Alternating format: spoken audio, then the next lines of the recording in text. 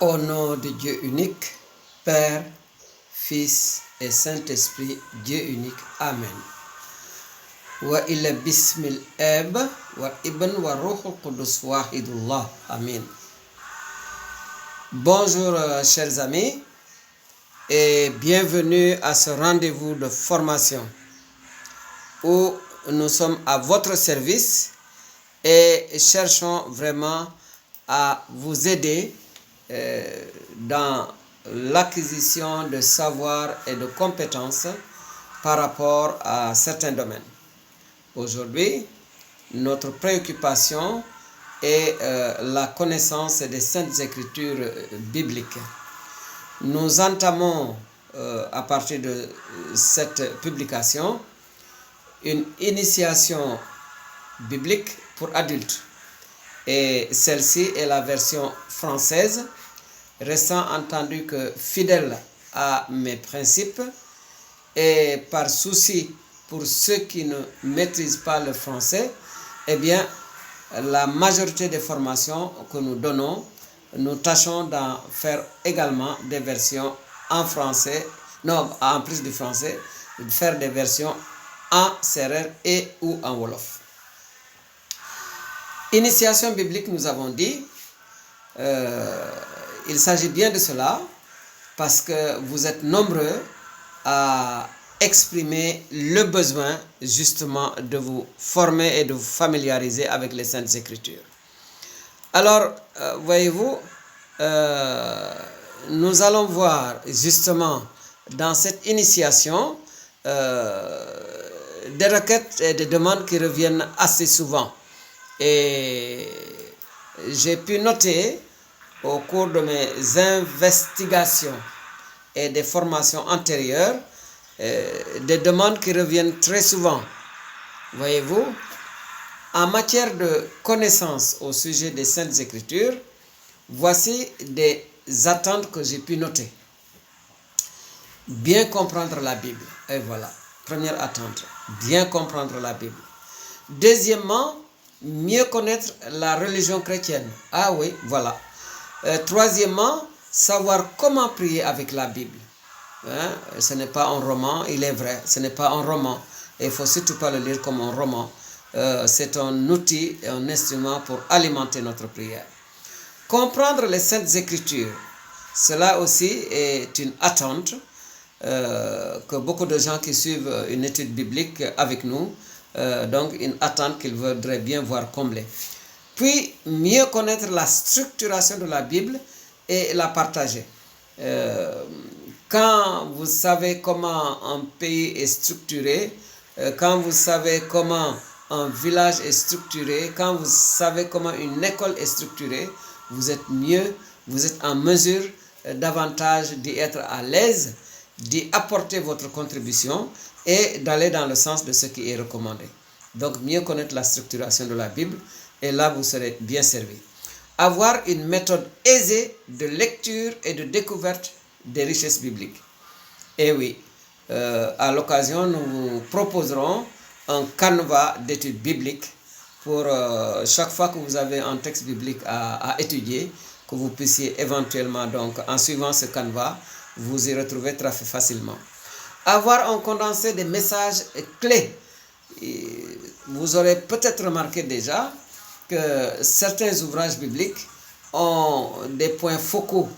Hein, quand vous prenez quelqu'un comme Amos, un prophète de Dieu à qui justement Dieu a inspiré de parler de la justice sociale, Et il y en a bien d'autres comme ça.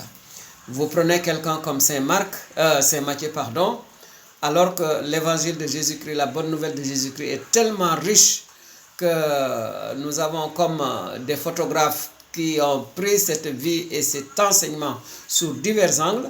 Eh bien, l'angle sous lequel quelqu'un comme Saint Matthieu va prendre ses photos et va faire, entre guillemets, son reportage, et ce sera effectivement à cause du public auquel il s'adresse, qui est essentiellement un public juif, et tout ce que Jésus a dit et fait, et qui montre vraiment qu'il est venu accomplir tout ce que les Juifs ont attendu, eh bien, Matthieu va le mettre en exergue.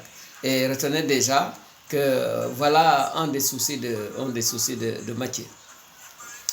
Mieux aimer la Bible et en faire un compagnon. Et oui, il y a quelqu'un, un poète bien inspiré, qui a pu comparer la Bible avec le téléphone. Et la conclusion, c'est que si nous étions aussi prompts à avoir la Bible avec nous que nous avons le souci de porter notre téléphone portable avec nous, eh bien, nous nous serions comportés bien autrement. Mieux, donc, aimer la Bible et en faire un compagnon. Enfin, et non la moindre des attentes, un approfondissement de la culture évangélique. Il est vrai que pour mieux comprendre les Saintes Écritures, très souvent, il faut savoir le contexte dans lequel tel et tel enseignement a été donné. Je vous donne déjà un aperçu de cela. Il faut savoir que la culture juive et les cultures négro-africaines sont très proches. Par exemple, chez nous, les Sérères, et nous ne sommes pas les seuls en ce cas d'espèce, quand deux femmes sont de grandes sœurs et petites sœurs, eh bien, leurs enfants, entre eux, sont considérés comme des frères. Et ils se considèrent comme des frères. Vous comprenez maintenant pourquoi les enfants de la petite sœur de la Vierge Marie, que ces enfants soient appelés les frères de Jésus, malheureusement, des gens qui ignorent ces traits de culture juive, et ils en ont conclu que Jésus avait des frères consanguins, alors que c'était des cousins, des enfants des enfants de leur tante. Et bon, nous viendrons dans le développement un peu plus tard. Ces attentes portent sur les connaissances. D'autres attentes visent des compétences. Par exemple, être capable d'utiliser la Bible.